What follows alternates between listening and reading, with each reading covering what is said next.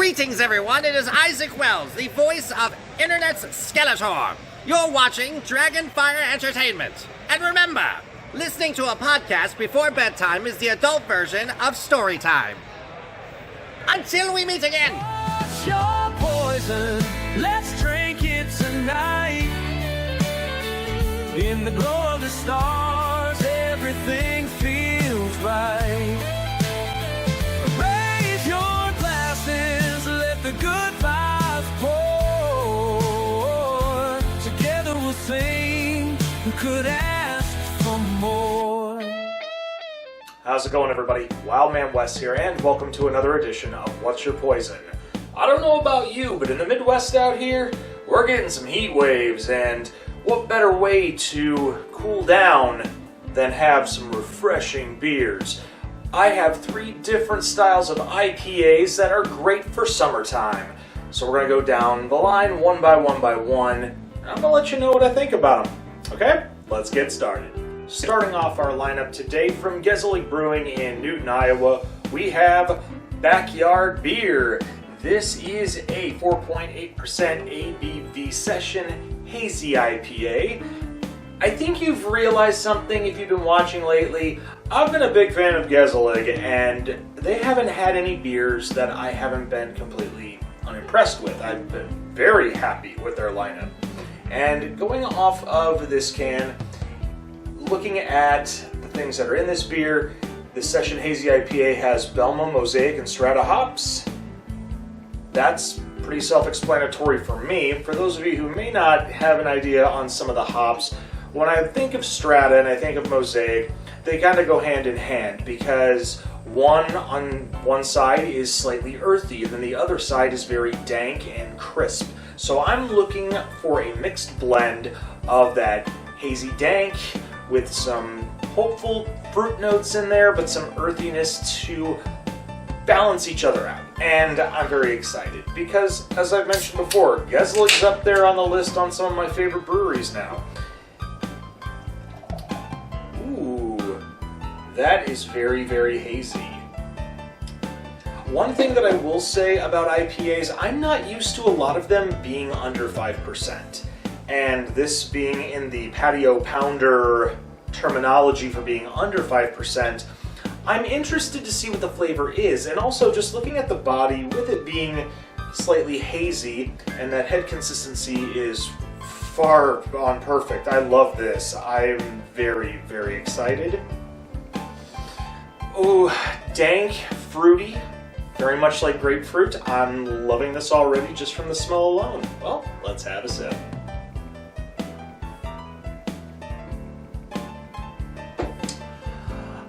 Oh my word! This is pleasant, it is light, it is definitely a patio pounder, because a lot of times with IPAs with the hops, it can get a little heavy, much to the point where it can sit in your stomach for a while and you can feel a little sluggish. This is refreshing, slightly clean. For an IPA, especially something being hazy, clean is not necessarily in that terminology, but this flavor profile is clean, and with that happy balance of the earthy hops and those dank and fruity hops, 5 out of 5. This is not because I'm being biased, I'm just literally enjoying this, and I'm probably going to get as much more of this as possible the next time I go to the store. That being said, I'm going to sip on this a little bit more, and we're going to go on to our next beer. Next up today from Tellurian Brewing in Charles City, Iowa, we have Danky's Dank IPA.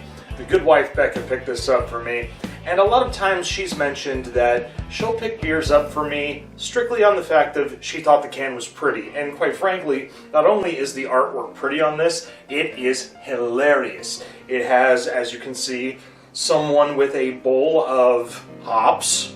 Yeah, that's what they are. I know it looks a little suggestive, but you get the idea. I find it very, very entertaining, and just, as I mentioned before with a lot of IPAs that I've had in the past, I like that dankness. I like that very dry coating that doesn't wreck your palate.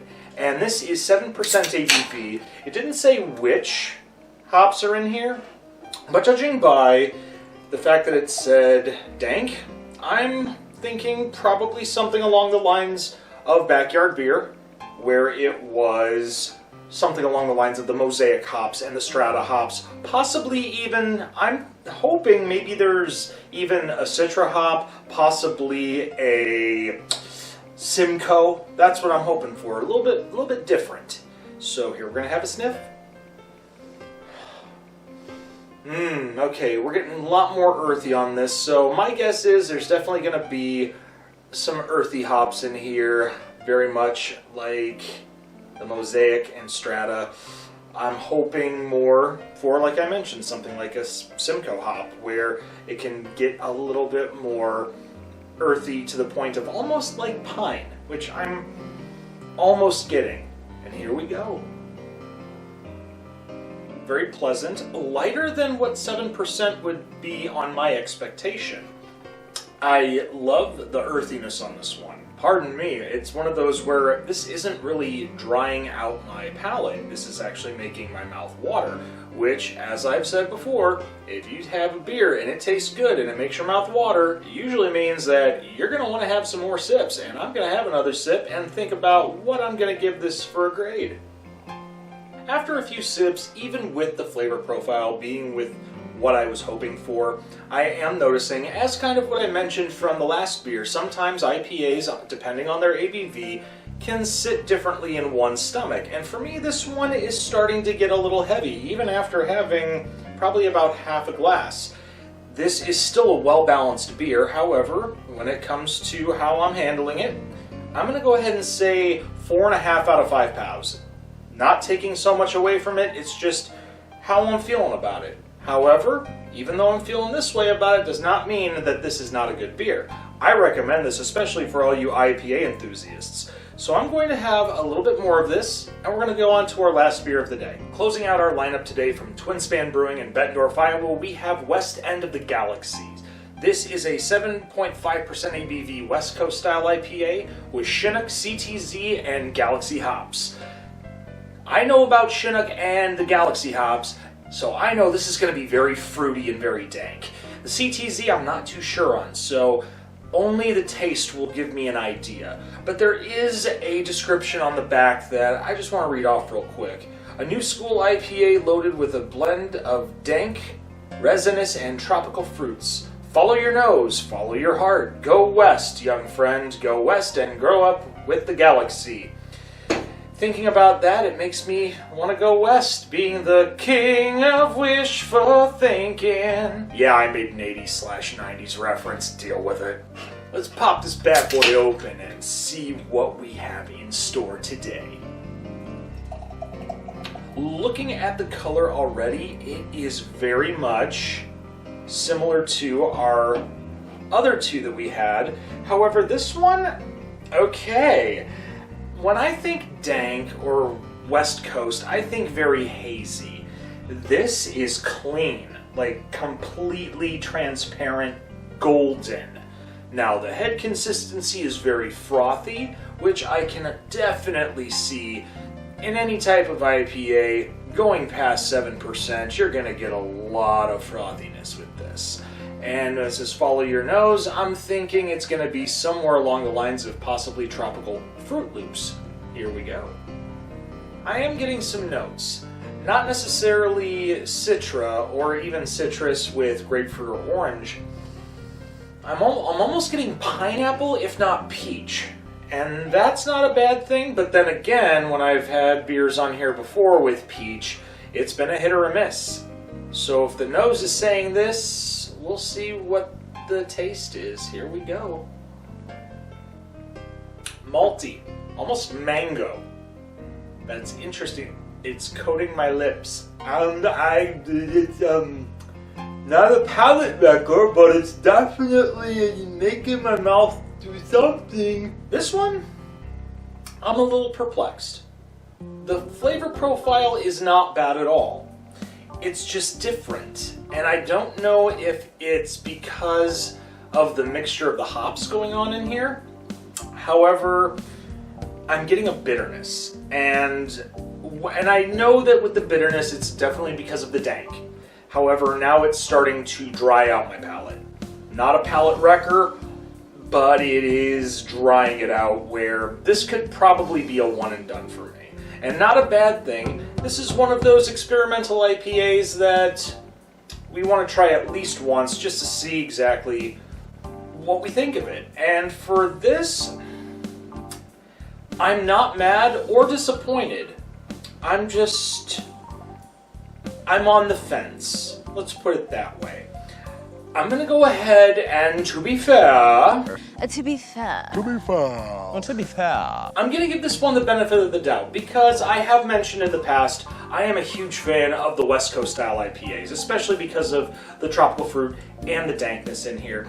However, with this one, it's a little off. And I'm not saying that in a disrespectful way, it's just the fact that it's off where I don't know how my palate feels about it. That being said, I'm still going to give it a very decent grade, a 4 out of 5, because I feel it deserves that. They didn't disappoint to the fact that they understood the assignment. It's just the possibility that maybe this batch might have had a little bit of a hiccup with the hops. I'm not sure. I still enjoy it. I'm still going to drink it. I'll probably get more down the line, but give it some time to wait. Because if I'm still on the fence, I may not want to have it right away. But other than that, I still enjoy it. Well, we hope you enjoyed this episode on summertime IPAs. If you've had these ones before and you agree with me, leave a thumbs up. And if you've had them and don't agree with me, you can leave a thumbs down. I understand. As I've mentioned before, not just with this, but other content that we've put out on this channel, not every beer is for everyone. And that's okay, because there are beers that you might like and I may be a little bit hesitant about. And that's okay too. Also, make sure you share on social media. Most importantly, you push that little red button and ring the bell for instant updates. Also, make sure you check out my boy Hefe at Beer You Beer Me, as well as Beard Wizard Band for all of their beer-related content. I'm looking forward to a lot of the stuff they're going to be having in store down the line. And not just that, I've been working on some more of my projects recently too. I've recently just put up the first few episodes of Worst State of Movies. If you haven't been keeping up to date, the series is about 50 movies from the United States, from each state, and it's considered each movie is the worst filmed by state. And I've had a lot of fun with it. I've also had to watch a lot of movies I'm not particularly fond of, and yeah, sometimes this definitely helps get through the project. Not just that, I also have another announcement.